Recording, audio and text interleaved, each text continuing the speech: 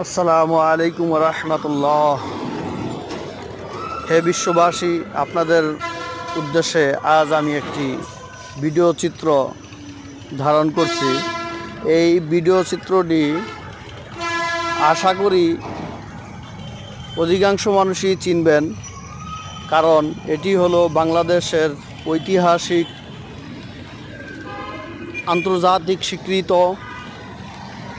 বিশ্ব ইজতেমার ময়দানের একটি পার, তুরাগ নদীর পার।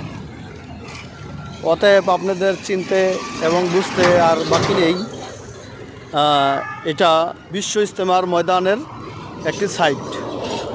আমি আপনাদের উদ্দেশ্যে বলতে চাই,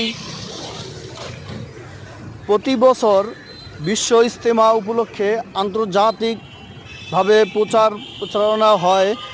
এতে কেউ কখনো দ্বিমত পোষণ করে নাই এবং জাতপাত নির্বিশেষে সকলেই এটাকে আন্তর্জাতিক ইজতেমা হিসাবে ঘোষণা করে দিয়েছেন এবং সবাই মেনেও নিয়েছেন। আমি মুসলিম জাতিকে আহ্বান করব, প্রতি বছর যেমনিভাবে এখানে ইজতেমার উদ্দেশ্যে সারা বিশ্বের মানুষ একত্র হয়, অতএব ঠিক মুসলিম জাতি একত্র হওয়ার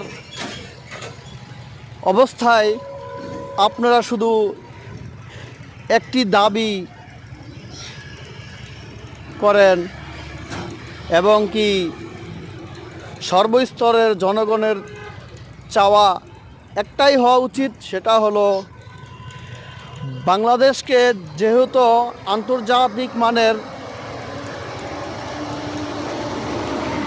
হাফেজে কোরআন রয়েছে বাংলাদেশে, ঠিক তেমনিভাবেই বাংলাদেশেই আন্তর্জাতিক মানের বিশ্ব ইজতেমা হয়। আপনাদের দাবি থাকবে একটি, বাংলাদেশ যেন কোরআন সুন্নাহের আইন বাস্তবায়ন করে রাষ্ট্র পরিচালনা করে। সে হোক না যে কোনো দলের, সে হোক না যে কোনো মতের, সে হোক না যে কোনো পথের। বাংলাদেশের রাজনৈতিক দলের ভাই বোনদের প্রতি আহ্বান জানাবো যে আপনারা যে যার দলকে কায়েম না করে আপনারা ইসলামিক শরিয়া অনুযায়ী কোরআন সুন্নাহর আইনকে বাস্তবায়ন করার লক্ষ্যে আপনারা কাজ করুন এবং বাংলাদেশ অবশ্যই আপনাদের হাতে নিরাপদ থাকবে ঠিক তখনই যখন আপনারা কোরআন সুন্নাহর আইন বাস্তবায়ন করবেন।